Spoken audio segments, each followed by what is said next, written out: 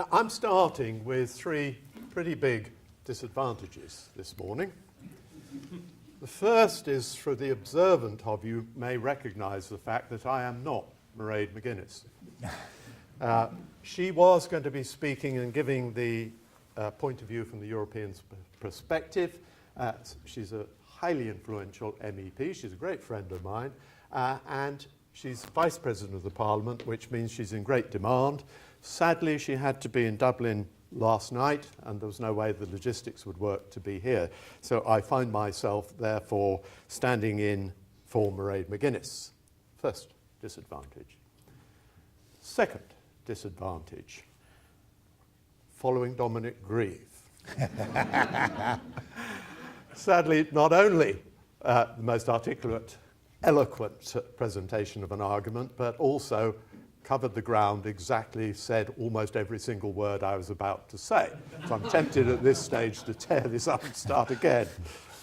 But thirdly, I would also say that in presenting the European perspective, I am not Michel Barnier. However, I have done my best in the time available to trawl amongst my colleagues and take their views. And so hopefully I can come and convey to you what the feeling is in Brussels right now. And I think from those discussions there are two words which would sum up the European view. Frustrated and disappointed. Thought long and hard about that word, frustrated. Actually, it crept across the scale towards exasperated, but actually I've erred back to frustrated at the present time. And that's because Britain, to Europeans, has always been a highly respected nation. We're the people who were the fount of the sound common sense, diplomatic and economic skills. And nowhere more so than in the European Union. It was always the United Kingdom who championed the biggest and the best developments that Europe made. Think for a moment about the single market. Think about enlargement. I'll come back to those in a moment, but they're good examples. But the point here is now that for a third time, Europe finds itself at a decisive moment in its history. And again, there are still Europeans there today who are looking to the United Kingdom to provide the leadership and the solutions. Sadly, this time when they look to the United Kingdom, they see a country that doesn't seem to know what it wants, and a country that seems to have lost its appetite for leadership. So that's why Europeans looking to the United Kingdom recognize it as a country they've always looked up to and respected for leadership. That's why they consider it as a country that is rapidly using up its political capital, and that's why there is that growing sense of frustration and disappointment. Whatever the outcome of the Brexit negotiations might be, one thing will be absolutely certain. It will be critical to the future prosperity and well-being of the United Kingdom. So I find it very sad to note that the British public's understanding of the issues and of the consequences is as low as it is. Frankly, when I talk to a lot of people, I gain the impression they believe, well, we've already left. We were talking earlier, weren't we, about factoring it into elections. Well, a lot of people in Britain today think we've already left. What's your problem? In part, I blame that to the government and the media, who seem determined not to give a balanced view. Actually, I've always held the view that throughout my time in politics, no British Prime Minister ever addressed the British public and said, this is what the European Union does, this is the benefit that comes to us from it, and this is why it ought to matter to you. So I'm afraid, when it came to the referendum, if you leave yourself just 9 weeks to turn back 20 years worth of narrative, you frankly were never going to win that argument. But it's also because the government is not sharing with the people its vision for the future. And here I am slightly flattering it to presume there is a vision for the future. But nevertheless, that lack of clarity is not just confusing the people in Britain, but it's hugely confusing the negotiation process in Europe. Let me give you just an example that topical this week. The government seems incredibly reluctant to share the consequences, to talk about consequences, but to share impact assessments. Now, whether it's true or not, the Treasury advice, whether that's true or not, that whatever the scenario, the economy will shrink. Surely, with such important matters at stake, and surely in the interest of transparency, that kind of information ought to be made available to the public. Otherwise, I think we're left to presume that there is something to hide. Moving on, where Brexit is concerned, 3 things that I think people do need to understand. Firstly, Michel Barnier. He is the European negotiator, and his mandate comes from, and he represents 27 prime ministers. That's the Council. He does not represent the European Commission. And somewhat jokingly, people in Germans have said to me in the Parliament, said, look, the message is, actually, Juncker, President of the Commission, does not represent the negotiation. And somewhat jokingly, they said, look, you call off Boris, who doesn't represent your side, and we'll call off Juncker, who doesn't represent our side. Because this does create enormous confusion. Barnier's job is to speak on behalf of 27 prime ministers. I'll come back to that in a minute, because it's both a strength but also a weakness. Where those 27 prime ministers are concerned, on the other hand, what we call the Council, their position has been absolutely consistent and absolutely cohesive. We talked about that earlier too, and I think that's an important point. They, if anything, through Brexit, are closing ranks.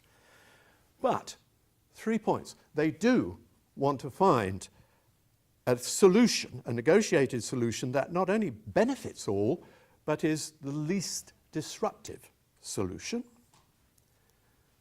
Second, important point this, I have never ever come across any intent or comment of intent to punish the United Kingdom. That is not in the makeup of that conversation. I have never heard anybody say it. But do not mistake that with the fact that to them, the single market is not negotiable. And that means the principle of the level playing field is not negotiable. You need to bear that in mind when we start talking about Canada plus, about different sorts of customs union. Actually, there are 27 prime ministers who are quite adamant, and they've closed ranks saying it is not negotiable. And here is the problem, that if you were negotiating with one sovereign state with one person talking on your behalf, that's fine. But you're not. You're negotiating with one person who is mandated by 27 prime ministers. So if you've got 27 people around the table and you want to say, well, look, let's change the rules next week so that we can accommodate the United Kingdom, you can see the difficulty of doing that. You can see that, for example, that council only meets bi-monthly. And therefore, it's only once every 2 months they get together. And if you've suddenly got a bright idea, you can't bounce it off and say, let's change this next week. It doesn't work that way.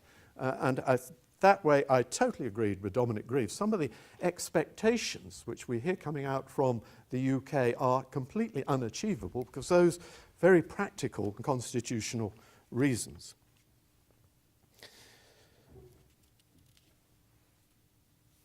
The other point which it means is that, having said that's not negotiable, the point that they will also be adamant on is that where the United Kingdom is concerned, there will be no better deal than you have now, nor will there be a better deal than other neighbouring countries get. In other words, they would not be prepared to undermine the relationship they have with Norway and Switzerland, for example. And thirdly, and the last point, whatever agreement is drawn up between Michel Barnier and David Davis, it will not be the end of the story. That wouldn't be the end of the road. There will be a vote in Westminster. There will also be a vote in the European Council. But please remember, the last word, the last vote of all, will be in the European Parliament.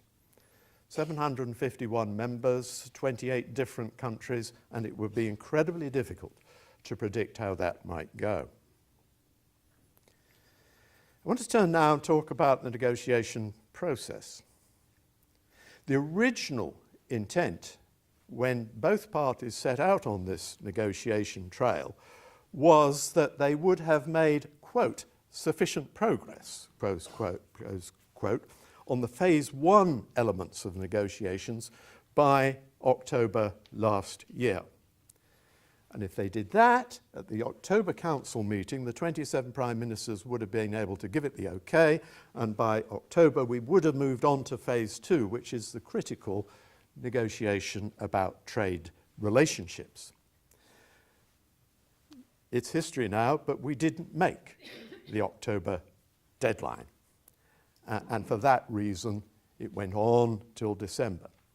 The concerning point was, the council meeting was on the 15th of December, the concerning point was the United Kingdom didn't appear to commit to anything at all and appeared to procrastinate in the same way as they had done in phase one, so that we really got to the stroke of midnight on the 15th of December, and we quite literally had the sight of the Prime Minister getting on a jet in the middle of the night, going into Brussels to put her name to an agreement, which actually could have been signed some 6 months earlier, probably.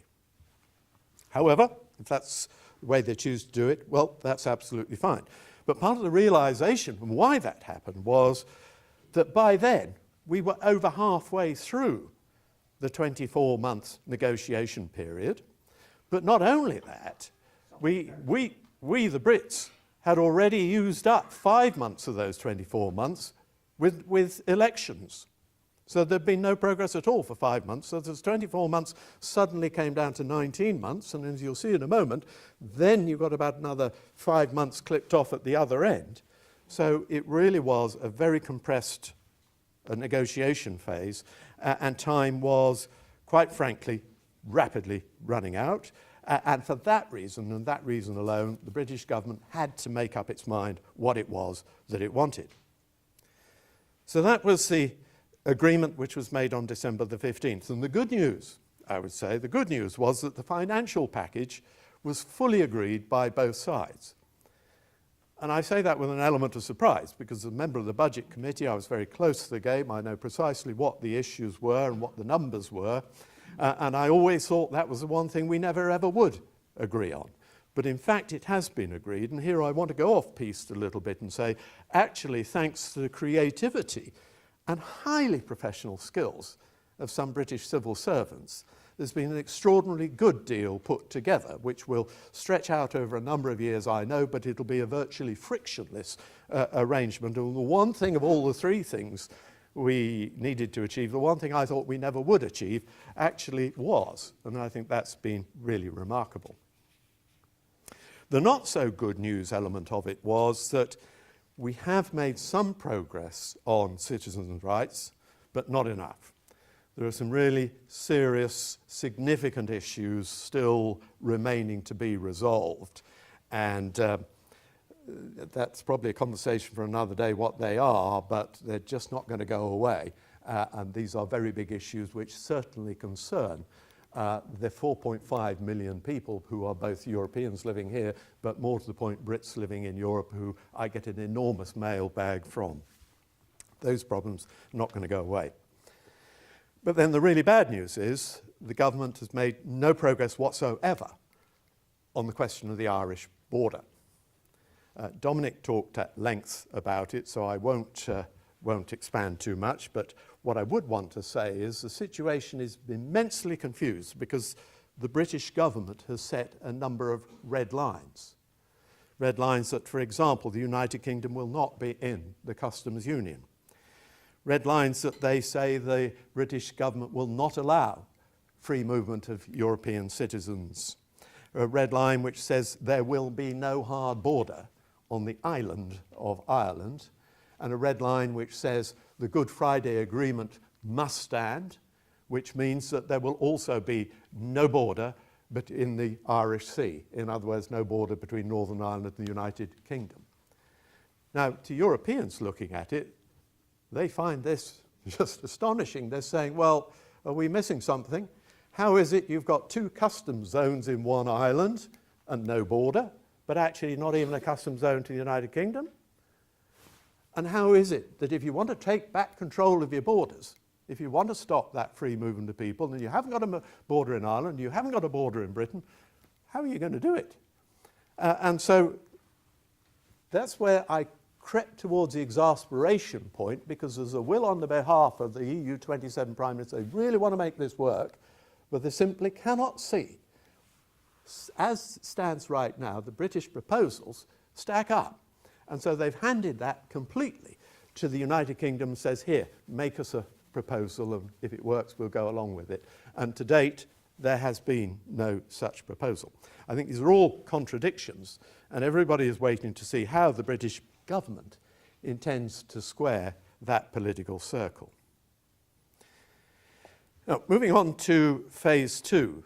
Formal negotiations will begin in April, and I want to firstly explain the difference between phase one and phase two. It's very significant. Phase one, the United Kingdom is one member of a 28-member club, and we're discussing and debating the terms and process of our leaving that club. When you get to phase two, it's something entirely different.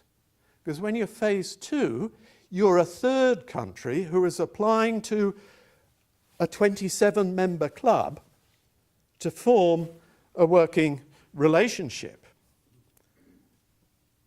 And let me spell out what that means to Europeans. That means one country, 60 million people, applying to 27 countries, 440 million people, to have to form a new working relationship. Putting it another way, it's one economy looking to forge a relationship with another economy, and that other economy is 6 times bigger than the one economy. So I think we don't get a feel for that this side of the channel, but I think it's something we need to factor in to say that with the closing of ranks, with the feeling that, yeah, we know it's important, we value the trade and we don't want to damage it.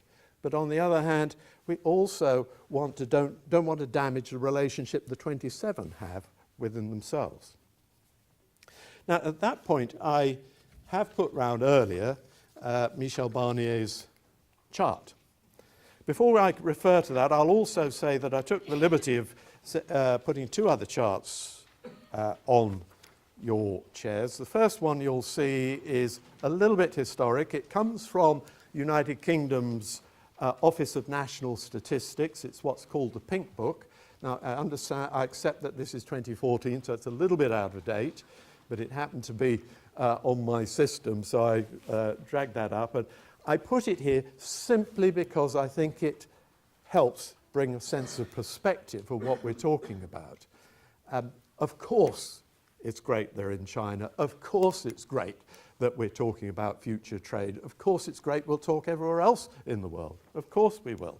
But at the same time, I think it needs to be seen against a background of the relative numbers of those trading relationships. I think there's 2 people speaking in a moment who know far more about this than me, so I won't go any further on that, but I leave that for your interest. Also, rather than leave a blank sheet of paper on the back side, I printed out a rather useful piece of information which came from the Financial Times this past year. And again, that's a breakdown, it's an analysis, issue by issue, where the UK sends its goods, who it sends them to, and what goods. And again, it puts things slightly into perspective. But it's the front side, the European Commission side chart, which I wanted to show. And if you start from the left-hand side, and I'm saying that because this, again, slightly provocative perhaps from Michel Barnier, but it is how the 27 Prime Ministers will be seeing this situation right now. Starting at the highest step, the top left step with the EU flag, and could we remain there? No, we can't, because the UK voted to leave.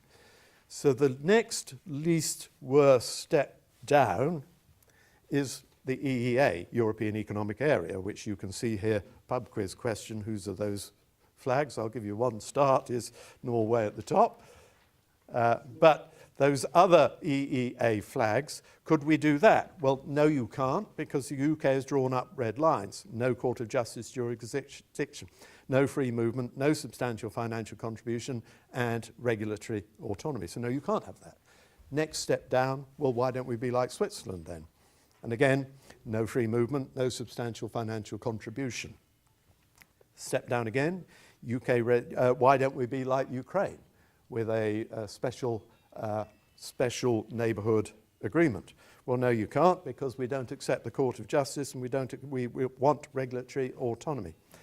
Well then, why don't you be like Turkey?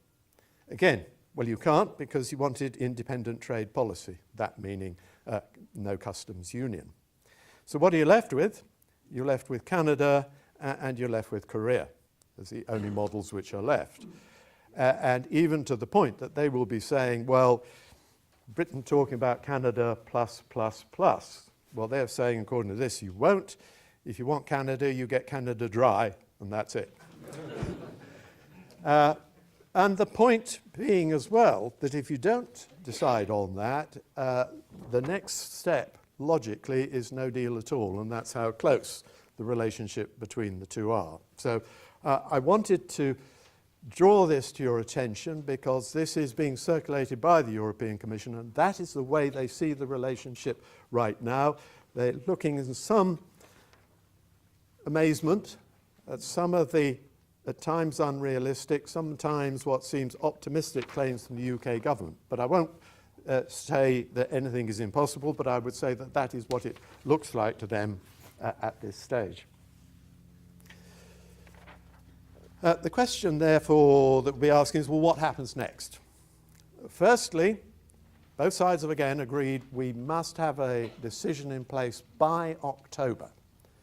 The reason for that being we've then got to have a vote in the House of Commons, we've got to have a vote in Council, we've got to have a vote in the European Parliament, and that will take that much time. So the clock is well and truly ticking. We have to have an agreement by October. Just over 8 months to go.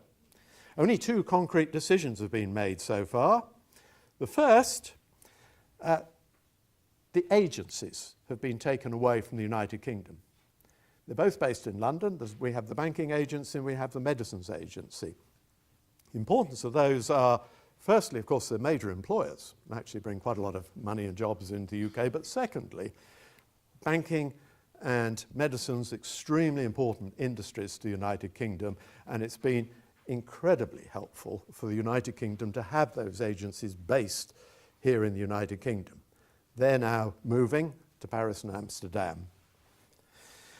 The second decision which has been agreed in principle is that there might be a transition period. But I have to say that from the outset, my view is that the prospects of a transition period are not that promising. If you think it's just a mechanism to kick the ball into the long grass and worry about it, kick the can down the road and worry about it later, well, it's not there for that, and that's not going to work that well. And the reason is that the 27 Prime Ministers are insistent that a transition period is merely an extension of the status quo. There's no question of it being a halfway house. So an extension of the status quo would mean you still make full financial contributions. the jurisdiction of the Court of Justice will still apply, and there will be continued free movement of people. And again, the Prime Minister's been making some comments this week which appear to be a collision course on that particular issue. The other point you might be interested to know is that the 27 Prime Ministers say that the transition period can only run until the 31st of December 2020. The logic of that being, that is the last date of that particular 7-year, what we call MFF, Multi-Annual Financial Framework. It's the end of a 7-year budget. All bets are off from there. Brand new budget starts next day, and it would be incredibly untidy to have sort of a British exit lingering part way over, part way not. So they have said the 31st of December 2020. So we have 8 months in which to negotiate a highly complex trade agreement. The questions are, will the British government be decisive, or will it leave it till the 11th hour? Will the British government stick to its red lines? Or will the 27 Prime Ministers be prepared to compromise? And having said all that, would the House of Commons be prepared to accept a transition period where the UK abides by all the rules, pays all the costs, but doesn't have any MEPs or ministers in council to scrutinise and protect our interests? In other words, would the House of Commons accept taxation without representation? So there will be hard choices to be made. And I finish here, John, by making 2 personal observations, and this is personal rather than a Michel Barnier observation. The Prime Minister's choice is clear. Will she follow the ideology, in which case a hard Brexit looms with all the economic risks or opportunities? Or will she listen to the voices of the City of London, listen to the voices of industry, and will she listen to the rationale of the very practical problems of customs borders, not just in Northern Ireland, but consider Dover in this region, in which case pragmatism would prevail. Well, my view here is that, look, over the past 40 years, every time Europe found itself as a crossroads, needing a big idea, it always was the UK who provided the leadership and the solutions. Earlier I talked about the single market, biggest, wealthiest market in the world now. I talked about enlargement, extraordinary. 27 former communist states now wedded to democracy and free markets. But it didn't end there. It's been about market focus, about consumer focus. It's been about budget discipline. And even now, right at the point we're leaving, Jonathan Hill's banking union is being installed, and it's British project. And the irony is that as we walk out the door, the UK is again driving change in Europe. And that's because without our budget contribution, the EU is having to think the unthinkable. What are the budget priorities? So more money, yes, will be going to jobs and growth, it will be going to research, it will be going into green infrastructure, but actually enormous change in the way they fund the common agricultural policy, as an example. But in making that change, I want to say this. We could be doing so much more. The United Kingdom, with the history that we have, the Tory party with the history we have, put Brexit to one side for one moment and ask yourself those really big questions the world faces and your children and grandchildren face. Where do you want to be? And it isn't just about economics, as we discussed earlier. It really is about those big issues like, how do you control global mass migration? Putting up walls is not the answer. It's actually tackling the cause, not the symptoms. How do you keep your cities and streets safe from terrorism? What will be the really meaningful solutions to climate change?